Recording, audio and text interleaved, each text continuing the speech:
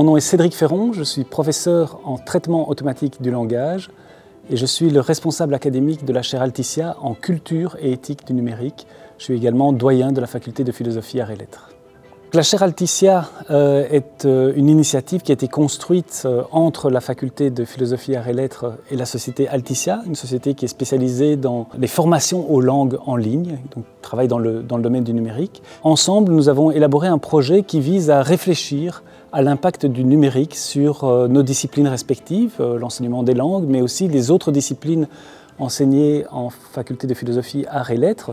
Cette initiative a pour but de mettre en réseau tous les professeurs et tous les chercheurs qui sont intéressés par les questions du numérique en lien avec nos domaines de spécialité. Par exemple, l'image numérique, le texte numérique, ce sont des nouvelles réalités qui posent des questions sur la réalité même des œuvres. Quand on peut copier numériquement une œuvre, est-ce qu'on a toujours la même œuvre ou est-ce que vous voyez que par exemple dans les œuvres analogique, un tableau par exemple, il a sa valeur parce qu'il a aussi une unicité. Qu'en est-il par exemple de l'œuvre numérique? Des questions qu'on peut se poser par exemple pour une approche particulière de l'œuvre. Alors c'est très important dans la faculté de philosophie, arts et lettres de sensibiliser nos étudiants à cette réalité du numérique qui est aujourd'hui partout dans notre quotidien. Nous avons dans notre faculté de futurs enseignants, nous avons de futurs responsables de centres culturels, nous avons des gens qui vont être actifs dans le monde politique.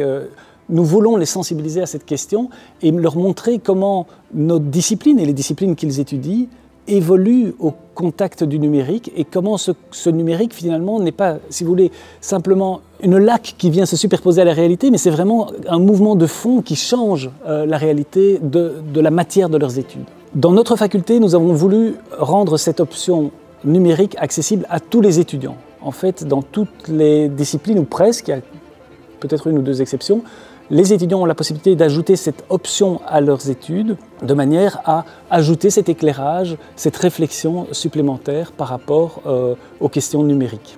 L'une des réalisations les plus importantes de cette chaire, c'est la création d'un réseau de contacts et de collaboration entre chercheurs au sein de notre faculté, mais aussi en rapport avec les autres universités de notre environnement immédiat, avec l'université de Gand, de Leuven, avec la VUB, etc. Nous avons des contacts qui se sont tissés autour de ce que l'on appelle les humanités numériques. D'autres réalisations sont à compter, parmi par exemple le lancement de nouveaux projets de recherche, des publications scientifiques multiples, des conférences, il y a plusieurs cycles de conférences qui ont été réalisés, etc. Il y a donc, grâce à cette chaire Alticia en culture et éthique du numérique, vraiment un réseau d'activités autour du numérique en lien avec nos domaines disciplinaires de la faculté de philosophie, arts et lettres. Ce partenariat a été très important pour la faculté parce que le projet que l'on a mis en place a été vraiment co-construit avec l'entreprise. Le directeur de l'entreprise en particulier s'est beaucoup investi dans la réflexion qui a été préalable au montage de la chaire. C'est quelqu'un qui est intéressé par les questions de philosophie et qui a beaucoup poussé justement cette notion d'éthique en lien avec le numérique, puisque par exemple dans leur métier, la question éthique d'une société qui manipule de grands volumes de données, notamment personnelles, est une question qui est au centre des préoccupations. Ma plus grande satisfaction, c'est évidemment la qualité de la collaboration qui s'est établie avec le partenaire pour arriver à monter ce projet. Ça a pu être réalisé parce qu'on avait aussi un historique de collaboration avec cette entreprise déjà depuis plusieurs années. C'était une entreprise avec laquelle on avait fait des projets de recherche. Et donc c'est un peu l'aboutissement, si vous voulez, aussi d'une forme de rapport de confiance avec le partenaire.